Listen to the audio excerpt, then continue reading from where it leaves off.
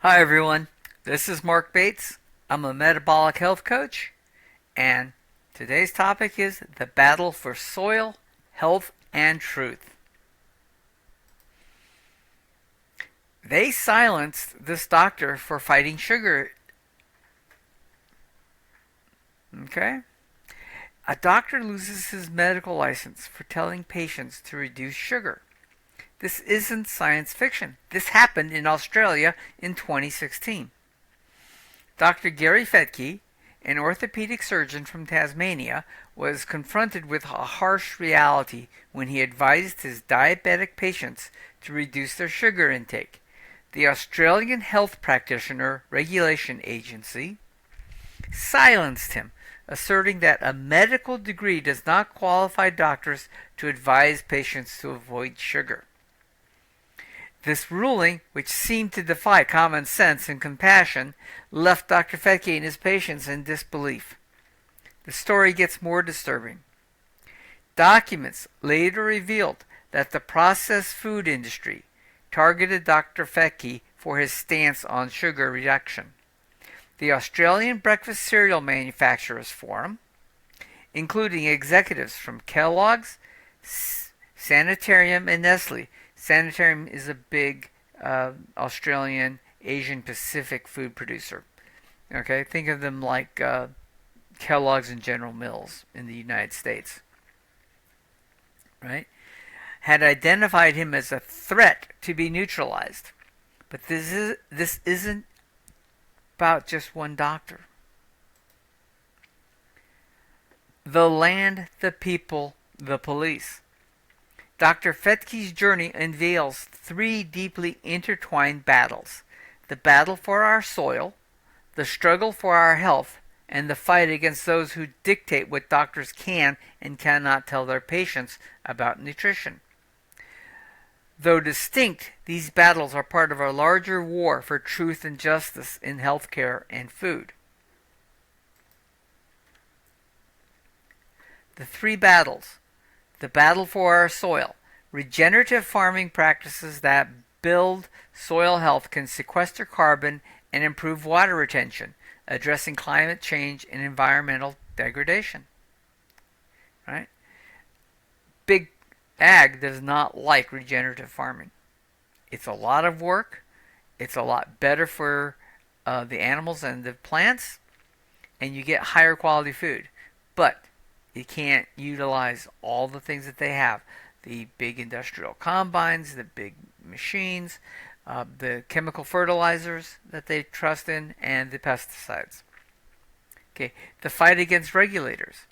Dr. Fetke was silenced for advising patients to reduce sugar, but his persistence helped get official guidelines and inspired healthcare professionals to rethink nutrition. Now, I talked about Professor Tim Noakes as well before, where he was essentially silenced by the dietitians in South Africa for very similar reasons.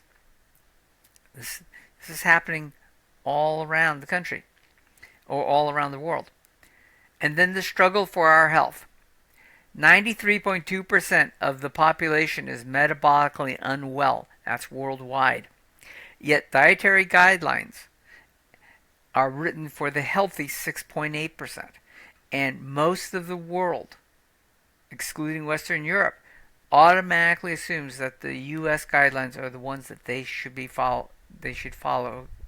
There are several countries, especially some of the newer countries that came up in Africa, who have in their laws that they automatically accept the USDA regulations on drugs and health and food as being gold standard, and that can't. It's the farthest thing from the truth. Okay? Dr. Fetke's simple nutritional model tackles the chronic disease epidemic. Okay, let's start with land. Right? The nation that destroys its soil destroys itself, said Franklin D. Roosevelt. This wisdom guides regenerative farmers today who understand that modern agricultural practices create an environmental disaster. Few people realize that topsoil is the world's largest agricultural export by volume. Conventional plant-based agriculture strips nutrients from the soil, while regenerative animal-based agriculture can restore it. The evidence is compelling. Regenerative grazing practices can sequester carbon in the soil at rates up to 3.6 tons per hectare annually, potentially creating a carbon sink that more than offsets the emissions generated by cattle farming. Right? 1% more organic matter in soil can retain approximately 400,000 liters of water per hectare, which is crucial for drought resilience and flood prevention. This is the best thing. You want to know? Remember, always people talk about how there were millions and millions, a billion bison in the Great Plains. Well, that's regenerative farming. What they did. Okay, and we can do that again, and we would have much healthier plants, much healthier cattle, and much healthier humans. Next is the metabolic health crisis. Now let's talk about people. Dr. Fetke spent 30 years as an orthopedic surgeon, regularly amputating limbs from diabetic patients. This experience led him to a profound realization. The dietary guidelines made his patients sicker. The latest research shows that 93.2% of the population is metabolically unwell. That's not a typo, that's real. Over 9 out of 10 people have some degree of insulin resistance, prediabetes, or full diabetes. Yet our dietary guidelines are written for the healthy 6.8%. After years of research, Dr. Fetke developed a simple nutritional model. Sugar makes you hungry, carbs make you fat, polyunsaturated oils make you inflamed and sick. And remember, carbs are just sugar, right? He observed that inflammation sits beneath virtually all modern diseases, from diabetes to cancer, cardiovascular disease to mental health issues. Okay, real quick, if you would, do me a favor. Like, subscribe, click the button to get notified if we got a special event happening. It really helps the channel. Thank you so much. Okay, breaking the regulators. The third battle involves the police, regulatory bodies, industry groups, and professional organizations that enforce nutritional orthodoxy. When Dr. Fetke was silenced in 2016, he didn't back down. He continued his research while his wife, Belinda, took over his social media presence. He appeared in documentaries, wrote papers, and built an international following. His persistence paid off. In 2018, the AHPRA, that's the Australian Health Practitioners Organization, overturned its ruling and apologized, but the victory went beyond personal vindication. The Australian National Diabetes Strategy 2021 to 2030 now officially highlights low carbohydrate diets for people with type 2 diabetes who are aiming for remission. The Australian Diabetes Society, the peak body for endocrinologists, has endorsed therapeutic carbohydrate reduction as a valid treatment approach. We have yet to get the U.S. Diabetes Association to do anything similar. Even Dietitians Australia, once firmly opposed, now acknowledge low carbohydrate diets for people with diabetes. Okay? That's working in Australia. You know what's here in the United States? Do you realize that almost all of the major schools that graduate people who get advanced degrees in nutrition and become dietitians, they are funded by and or have major investments in pharmaceutical and food producers. It's a conflict of interest beyond any doubt. We got to check into that. But if you have a dietitian that you're talking to, ask them what school they went to and what corporations help fund that school and where they invest their money, because it's probably in a pharmaceutical and or a big agri company that wants them to tell people to eat food that they shouldn't. In fact, ask your dietitian if they went to a conference recently and who sponsored the conference. The last couple I went to had Pepsi Cola as a sponsor, and so they had Pepsi right there, and they were giving away Pepsis, fully sugar-loaded Pepsis, and even the saccharin or the sucralose ones, they're not any better for you, quite honestly, in many ways. They had candy bars, and they had the supposed healthy crunch bars, which are just sugar, right? Because these were all the people who were sponsoring the convention. How can you trust what these people are being taught? Right? Follow the money. Okay, a case study in nutritional power. Consider Rob, one of Dr. Fetke's colleagues, who developed severe diabetes with a blood glucose of 23.1 millimolars. Normally it's under 5.5. That would be somebody with like a 300 in the US, right? Rather than hospitalization, Rob chose to follow Dr. Fetke's low-carb approach. Within 5 days, his blood glucose normalized. 2 weeks later, his estimated HbA1c, a 3-month average approximately, of blood sugar had dropped to 5.7, effectively reversing his diabetes. This isn't unusual. Similar results are being replicated around the world. When critics call low-carb a fad diet, Dr. Fetke agrees with a twist. Yes, it's a fad. Food against diabetes. I do love the way Dr. Fetke shows some of this stuff. Okay, the simple solution. Through years of research and clinical experience, Dr. Fetke distilled his nutritional wisdom into one powerful guideline. Eat fresh, local, seasonal, whole food produced according to your cultural beliefs and environment. Reduce added sugars and processed food. If not, eliminate added sugars and processed food, okay? I'll elaborate it a little bit. This elegantly simple advice supports both human health and environmental sustainability. It encourages supporting local farmers while reducing food miles and packaging waste. It also allows for cultural diversity in food choices while maintaining the core principles that promote metabolic health. The movement grows.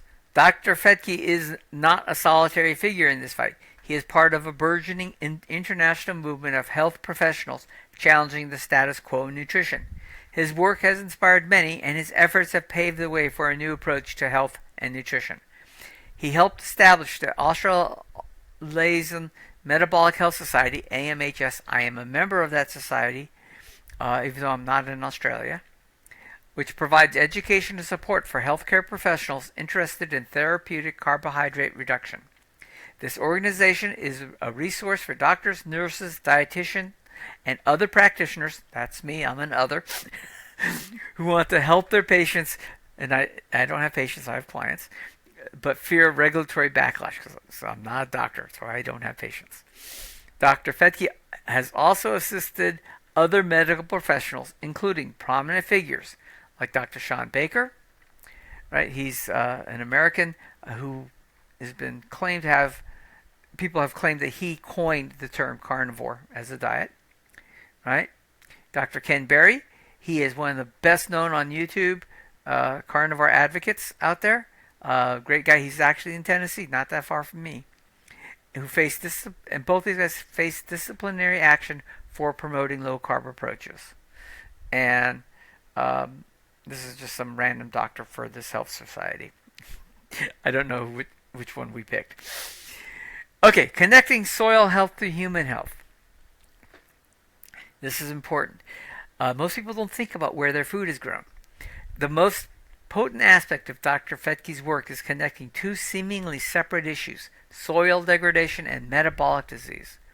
The same industrial food system that depletes our topsoil also produces the ultra-processed foods driving our chronic disease epidemic. Regenerative farming practices that build soil health also produce nutrient-dense foods that support human health. This creates a virtuous cycle rather than the current destructive one. When we support regenerative farmers, we simultaneously address climate change, water security, biodiversity loss, and public health. Okay, quick aside here. When I lived in Maine, we had our house with a fairly large yard established as a homestead, and I wanted to get certified as a regenerative farm.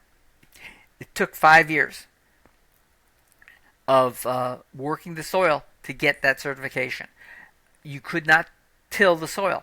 The problem with using rototillers and all that, and not even the deep ones that the farmers use, is it kills all of the plants. It kills a lot of the critters that are involved in it. It dries out the soil, so it kills the bacteria that should be in the soil. Right? It actually kills it, and it's why farmers are forced to use fertilizers, chemical fertilizers, on their crops, because there's no nutrition left in the soil. Okay, so the topsoil is completely depleted. Regenerative farmers have to work their soil for years to get it healthy. Okay, second thing you learned is that there are, by not tilling the soil, you encourage the health of the soil and the health of the plants. By the time we left Maine, we were growing stuff that was incredible there on this farm. So regenerative farming is something I'm passionate about, and it's very important, right? And then the animals, right? Of course, any animals, sheep, cattle, and stuff that are raised on regenerative farms are going to be, by their very nature, grass-fed. Grass-fed animals provide the highest nutrition you can get, right? And what happens is the topsoil is no longer depleted. It actually improves the soil every year. You get rid of the ultra-processed foods. You get rid of the chronic disease rates, and your nutrient density in these foods goes up. Even though I'm very much a carnivore, right? And I eat cattle, and beef is my primary animal product. Whatever I grew in this regenerative farm that I built, or this regenerative homestead, trust me, those were the best vegetables and fruits that you ever had. So this is a very important thing. Okay, the path forward. Despite significant progress, challenges remain. The processed food industry influences dietary guidelines. Remember, I talked about who actually pays or supports the schools that teach dietitians, right? And through public perception, through marketing and lobbying. There's a reason why they advertise so much. It's not because it's healthy, okay? Agricultural policies still heavily subsidize monoculture crops when placing regulatory burdens on small-scale regenerative farmers. So think about it. The monoculture farmer, right? He has 2, maybe 3 crops a year he's producing on the soil. He has to till the soil over, which kills everything. It takes up to 5 years to rebuild all of the bacteria, the fungus, and all that stuff that should be living in the soil that help produce plants, right? Those get killed when you till, and can take up to 5 years for that stuff to get replenished, right? So in the meantime, they're dumping chemical fertilizers on there to replace what the plants aren't getting from the soil. Well, that causes all kinds of damage. Oh, guess what? When you put the chemical fertilizers in there, you're also the plants aren't as healthy, so they attract pests. So they have to use pesticides. Okay, and the pesticides, of course, are deadly to the pests, and they aren't good for humans. And you can never get rid of them 100%, even if you washed fruit repeatedly, or the whatever you're eating. Okay, if you're eating grains, right? They're grown, and almost all grains are going to be grown by these big commercial farmers. Well, guess what they do? Not only are they using chemical fertilizers, are they killing the soil, and then they're using pesticides on it, but they use glyphosate. Glyphosate is used to reduce the weeds, right? But it's also used to dry the harvested wheat before it's picked up and taken off the stalk. It makes it work easier. Well, that's a big dose of glyphosate. You're eating anything made from wheat, even if it's organic. You're probably getting glyphosate without even realizing it, because unless that organic farm is far away from the other farmers, there's going to be stuff in there. There's going to be stuff in the water that you're going to get. You really need to know where your food's coming from and how they're growing it. Okay? But the tide's turning. More people are looking for organic. More people are looking for local farmers and are asking questions. How is this grown? Okay? More doctors are prescribing therapeutic carbohydrate reduction, right? More farmers are adopting regenerative practices, and more consumers are seeking real food. Dr. Fetke often says, science evolves by being challenged, not followed.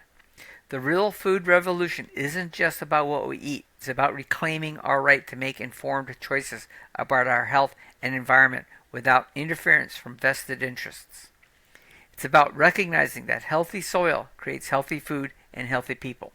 And it's also about the courage to challenge orthodoxy when the evidence demands it, even when powerful forces try to silence you. For Dr. Fetke, the journey has been long and arduous.